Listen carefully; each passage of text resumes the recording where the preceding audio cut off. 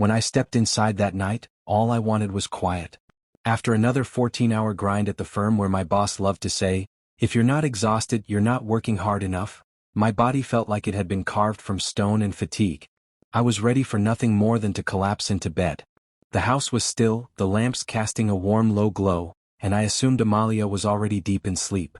I moved toward the bedroom and flicked the switch, only for a searing pain to explode across my cheek. My legs buckled, and the floor rose up to meet me before I could understand what was happening. My vision swam as a tall figure stepped out of the shadows, voice like ice. "This is your last night." 6 years earlier, I would have sworn I'd found my forever. We'd met at a professional conference in Prague. She with her rich, dark hair and billboard-worthy beauty, me with my fast-rising career in investment banking. She was studying architecture, dreaming of designing breathtaking spaces. I wanted to be the one who could finance those dreams. Together, we thought we were building something extraordinary. After we married, we moved into a graceful Vienna home, every room curated with art and elegance. But as my career climbed, it consumed me whole: late nights, endless travel, impossible deadlines. Amalia often told me she felt abandoned, like my job had taken her place.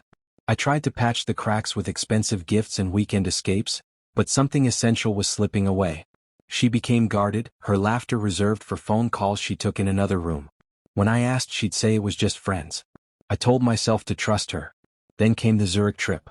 3 days, a major deal to close, until it wrapped up ahead of schedule. I decided to surprise her, picturing the way her face would light up. Instead, I pulled into our driveway and spotted a sleek black Audi I didn't recognize. None of her friends owned cars like that, but I knew the type. It belonged to a world of money and power I understood all too well. Inside, I heard her laugh, warm, soft, intimate. A sound I hadn't heard in far too long. I crept forward and saw her on the sofa, leaning toward a sharply handsome man, her hand resting on his knee. My chest tightened, my pulse a steady roar. I didn't confront them. Not yet. I took a photo, turned away and left. The private investigator I hired gave me the truth in cold, unvarnished detail. The man was Dominic, a wealthy real estate developer and one of her clients. Their affair had been going on for months, in hotels, in restaurants, and sometimes even in our home. I read her words to him. "Lucas is always working. You make me feel alive." I could have gone straight to her, but I wanted them both to feel the weight of what they'd done. I waited. And then, the night I returned home, Dominic decided to make the first move. He must have seen my car pull in and thought he'd get the upper hand. His punch was fast, but I was faster the second time. I drove my foot hard into his ribs, sending him stumbling back. "What the hell are you doing in my house?" I roared. Amalia appeared in the doorway, pale as bone. "Lucas, stop. This isn't what it looks like." I laughed, a sharp, broken sound. "So you didn't invite him here? You didn't betray me?" Dominic told her to leave with him, but I cut him off. "Nobody's going anywhere." I tossed the investigator's file onto the bed. Months of lies. Months of sneaking around. Did you think I'd never know? Her eyes filled, but I felt nothing for her tears. "There's nothing left to explain," I told her. "You made your choice. Now I'll make mine." Dominic's empire thrived on reputation. I sent every piece of evidence, photos, receipts, messages, to his key investors. In days, projects collapsed and funding vanished.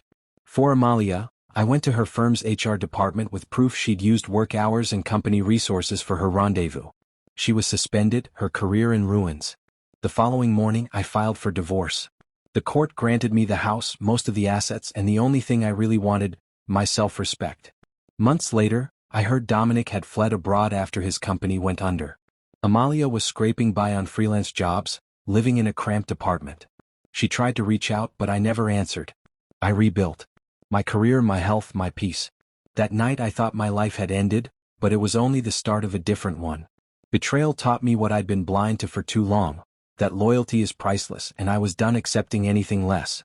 Sometimes, the truest revenge is walking away whole while the people who hurt you are left to live with the wreckage they made.